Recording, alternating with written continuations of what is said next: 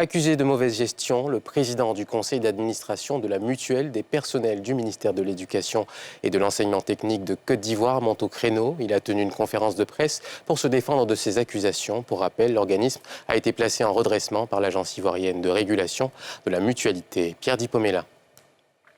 Le président du conseil d'administration de la mutuelle des personnels du ministère de l'Éducation nationale et de l'enseignement technique de Côte d'Ivoire et son équipe n'entendent pas plier les chines face aux résultats accablants de l'audit commandité par l'AIRMS.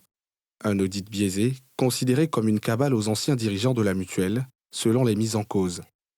Au cours d'une conférence de presse explicative, ils se sont étonnés de l'acharnement de l'organe de régulation, alors que le MUPMNETSI ne souffre ni d'un déficit budgétaire, ni d'une cessation de paiement. La présente conférence de presse vise à rejeter et à dénoncer la nomination d'un directeur exécutif provisoire par l'AIMS en violation totale des textes de la MUPMNETSI qui dispose que la nomination d'un directeur exécutif est une prérogative exclusive du conseil d'administration.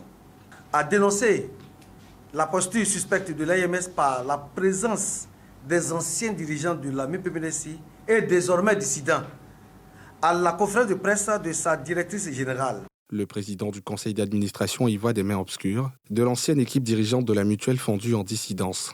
Pour lui, cet outil de solidarité impulsé par l'ancienne ministre de l'Éducation nationale, Kandia Camara, dont lui et ses collaborateurs ont la charge, fonctionne bien et a amorcé après la couverture sanitaire la deuxième phase de son action depuis 2023, qui est l'accès à la propriété immobilière sans apport initial.